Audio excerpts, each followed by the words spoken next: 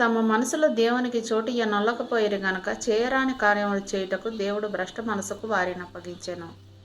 ప్రైజలా యూట్యూబ్లో ఈ వాక్యం వింటున్న ప్రతి ఒక్కరికి మన ప్రియమైన యేసుక్రీస్తు నామములో శుభములు తెలుపుకుంటున్నాను. నా ప్రియ సహోదరి సహోదరులారా, ఈరోజు మనం ధ్యానించబోయే అంశము భ్రష్ట మనసు. ఈ అంశం కొద్దిసేపు ధ్యానించమని దేవుడు నన్ను ప్రేరేపించారు. అయితే వాక్యం మీద చేరిందంటే దేవుడు మీరు వాక్యం వినాలని కోరుకుంటున్నాడు కనుక ఎక్కడా స్కిప్ చేయకుండా పూర్తిగా వినండి. వాక్యం మీకు నచ్చినట్లయితే తప్పకుండా లైక్ చేయండి, షేర్ చేయండి, సబ్స్క్రైబ్ చేయండి, కామెంట్ చేయండి. మీ కామెంట్స్ నేను చదువుతాను. అందరం కలిసి దేవుని రాజ్య వ్యాప్తి కోసం కష్టపడదాం. సమస్త మహిమ దేవునికే కలుగునుగాక. ఆమేన్. ఇక వాక్యంలోకి వెళ్ళిపోదాం. అపోస్తలుడైన పౌలు రోమీయులకు రాసిన పత్రిక 1వ అధ్యాయం 28వ వచనం మనం గమనించినట్లయితే, వారు తమ మనసులో దేవునికి చోటు నొల్లకపోయిరు గనక చేయరాని కార్యములు చేయుటకు దేవుడు భ్రష్ట మనసుకు వారిని అప్పగించెను అంటూ లేఖనం సెలవిస్తుంది. భ్రష్ట మనసు అంటే కరడుగట్టిన మనసు అని అర్థం. అది అనేక పాపములకు నిలవై ఉంటుంది. వారిలో ఎలాంటి మార్పుకు అవకాశం ఉండదు.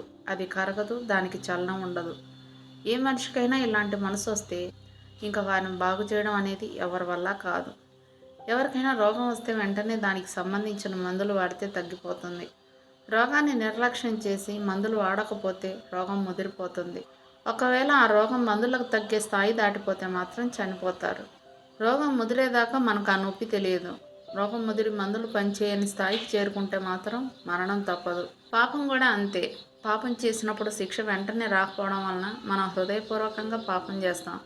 అలా పాపాలు చేసుకుంటూ పోయి ఏదో ఒకరోజు శిక్షకు గురవుతున్నాం. దుష్క్రియకు తగిన శిక్ష శీఘ్రముగా కలుగకపోవట చూచి మనుషులు భయము విడిచి హృదయపూర్వకంగా దుష్క్రియలు చేయుదురు అంటూ ప్రసంగి గ్రంథం 8వ అధ్యాయం 11వ వచనంలో రాయబడి ఉండటం చూస్తున్నాం. మనం చిన్నప్పటి నుండి వాక్యం వింటూనే ఉంటాం కానీ పాపం చేయడం మానడం లేదు. క్రమం తప్పకుండా చర్చికి వెళ్తూనే ఉంటాం కానీ దేవుని మార్గంలో నడవడం లేదు. మారడానికి దేవుడు మనకిస్తున్న సమయాన్ని దుర్వినియోగం చేస్తూ దేవుడు మనల్ని శిక్షించడం లేదు కదా అని పాపం చేయడం మన జన్మ హక్కులా పాపాలు చేస్తూ ఉంటాం. చిన్నతనం నుండి దేవుని వాక్యం వింటూ అన్యజనులకు మాదిరిగా ఉండాల్సిన క్రైస్తవులు అన్యజనుల కంటే ఘోరంగా ఉంటే దేవుని శిక్ష నుండి తప్పించుకోలేరు. వారి మీదకి హఠాత్తుగా నాశనం వస్తుంది. ఎన్నిసార్లు గద్దించినను లోబడని వాడు మరి తిరుగు లేకుండా హఠాత్తుగా నాశనమగును అంటూ సామెతల గ్రంథం 29వ అధ్యాయం 1వ వచనంలో రాయబడి ఉండటం చూస్తున్నాం. మన నాశనం కాకూడదని అనేక మార్గాల ద్వారా దేవుడు తన వాక్యమును తెలియజేసి మనల్ని మార్చడానికి ఎంత ప్రయత్నిస్తున్నా మనం మారటం లేదు. రోగం ముదిరినట్లే మన పాపాలు కూడా ముదిరిపోయి మందులు పనిచేయని రోగంలా మన పాపాలు దేవుని వాక్యానికి లొంగనంతగా మన మనసు కఠినమైపోతుంది.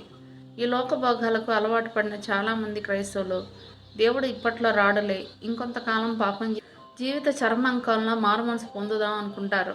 కొందరు ఆలస్యమని ఎంచుకున్నట్లు ప్రభు తన వాగ్దానమును గూర్చి ఆలస్యం చేయవాడు కాడు గాని ఎవడనూ నశింపవలనని ఇచ్చయింపక అందరూ మారుమనసు పొందవలనని కోరచ్చు మీ ఎడల దీర్ఘశాంతము గలవాడై ఉన్నాడు అంటూ అపోస్తలుడైన పేతురు రాసిన 2వ పత్రిక 3వ అధ్యాయం 9వ వచనంలో మనం చూస్తున్నాం. మనం నశించిపోకూడదన్న దేవుని ప్రేమని, దీర్ఘశాంతాన్ని మనం అపార్థం చేసుకొని ఎప్పుడో దీర్ఘంగా మారదాంలే అనుకొని పాపపు జీవితంలో జీవిస్తాం. మారడానికి దేవుడు మనకిచ్చిన గడువు తీరి భ్రష్ట మనసుకు